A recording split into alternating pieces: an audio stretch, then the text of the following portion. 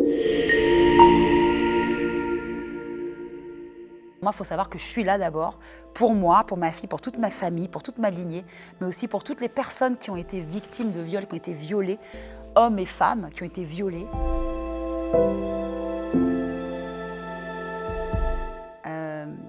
J'ai été violée pendant 9 ans par le mari de ma nourrice.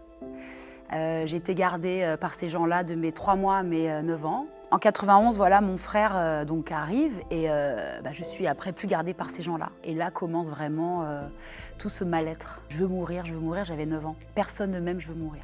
Ça a toujours été en moi en fait. Tout ce trauma-là a toujours été ancré en moi, les flashs, les souvenirs. Mais c'est vraiment arrivé au niveau de l'adolescence, quand j'avais 14-15 ans, quand ton corps change, etc. Et puis t'as de plus en plus de souvenirs, de choses qui réapparaissent dans ta vie. En fait, le corps, pour moi, ça triche pas. J'allais ostéo sur ostéo, la douleur revenait. En fait, je sentais bien qu'au fond de moi, au plus profond de moi, de mes viscères, il y avait un truc qui allait pas, quoi. Je décide d'aller au commissariat. Et je tombe sur un brigadier. Oui, madame, bonjour. C'est pourquoi je voudrais porter plainte contre la personne qui m'a violée il y a 37 ans en arrière. Et là, je fonds en larmes. Il revient avec un gros sopalin. Il me dit tenez, madame, on va s'occuper de vous. Il me dirige vers une dame. Je suis restée 3 heures avec elle. J'avais encore 37 ans, donc j'étais à 1 mois de la prescription, parce que c'est 20 ans après la majorité, donc après 18 ans. Et puis de là, il fallait que j'en parle à ma famille, parce que ma famille n'était pas au courant. Et plus j'en parlais aux gens autour de moi, et plus je me libérais, plus je rentrais dans ma guérison, et plus mon corps se libérait. J'étais dans la peine, et puis après arrive la colère, et après arrive l'injustice, la justice, puis après arrive l'apaisement, et puis après arrive la résilience, le pardon, et puis voilà, il y a tout ce processus-là qui se met en marche. Et je crois que c'est en 2021 ou en 2022, je ne sais plus, je reçois un coup de téléphone. Et c'était le commissariat dont on m'annonce qu'en fait, voilà, votre agresseur a avoué les faits. C'est ma première victoire, en fait, ça y est. Tout le monde n'en revenait pas, parce qu'en fait, tout le monde s'est dit, non mais c'est bon, ça sert à rien ton truc. En plus, il est vieux, c'est foutu, après, enfin bref. Puis il va bientôt mourir. Je bossais le soir au cabaret. Et je dansais plus pareil, quoi. Je me rappelle, j'étais ici, je dansais là, j'étais comme ça, etc. Je me prenais, j'étais une licorne, je volais. C'était incroyable, c'était génial, Arrive donc le procès tant attendu, le grand show comme je le voulais. Je revivais toute ma vie. Donc il y avait vraiment 2 personnes presque. Il y avait la petite Vanessa qui était là. D'ailleurs, je me rappelle, j'avais une petite photo qui ne m'a pas quittée pendant les 2 jours de procès. Au début, on parle que de l'agresseur. Les projecteurs sont sur lui et mais moi, en fait, dans l'histoire. Il mettait toujours la faute sur moi. Au moment où mon avocate, elle va le questionner, disons que la petite Vanessa, elle vous en a fait voir de toutes les couleurs. Et dis donc, qu'est-ce qu'elle faisait? Alors, elle montait sur vos genoux, c'est ça? Je lui disais oui. Et il commence à déverser son truc et son fantasme qu'il avait finalement sur moi. Donc, et du coup, en même temps, donc moi, ça y est, tout le monde était soulagé. Donc, il a été condamné à 5 ans de prison, 3 avec sursis de ferme, avec un bracelet électronique, puis à 30 000 € de dommages intérêts. Donc, c'est vrai qu'au début, voilà, moi, le seul mot que je voulais entendre, c'était la condamnation.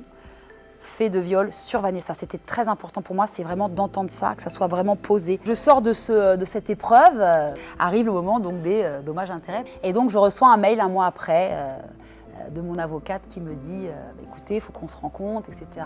pour les dommages-intérêts. Donc elle m'explique comment fonctionnent les fonds de garantie des victimes. Par la suite, donc, je rentre chez moi et puis je réfléchis et je contacte les fonds de garantie pour avoir un peu plus de renseignements. J'ai décidé, moi, de le faire par mes propres moyens et d'aller jusqu'au bout. J'ai contacté d'abord Héloïse Le Goff, elle m'a expliqué, m'a reçue avec beaucoup de gentillesse et beaucoup d'accompagnement.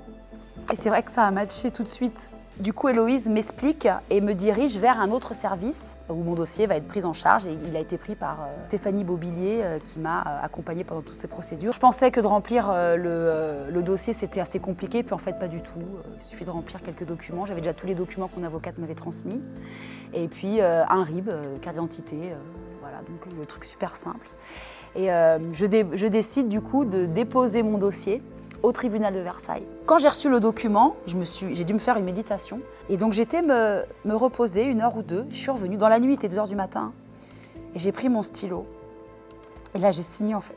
J'ai fermé l'enveloppe. J'étais déposée le lendemain à la poste. Quand j'ai envoyé le courrier, j'étais tellement soulagée. Et finalement, ça a été assez vite. Un jour, je regarde mes comptes et j'avais reçu la somme. Et bizarrement ou pas, je n'arrive pas à l'utiliser, donc je ne l'utilise pas. Je suis toujours autant à découvert. C'est le trophée de tout mon parcours, de tout mon investissement, de toute la force et l'énergie que j'ai investie dans cette guérison. Durant tout mon parcours, en fait, chaque personne a été importante pendant le procès, avant, après, pendant, même encore aujourd'hui. J'ai été accompagnée du début à la fin. Je suis tombée sur des personnes, vraiment, c'était une bénédiction. Et c'est vrai que la danse m'a vraiment poussée et aidée à être là. Ça a vraiment été très salutaire pour moi. Si j'avais pas eu la danse, je pense que je serais même pas là en train de vous parler, quoi.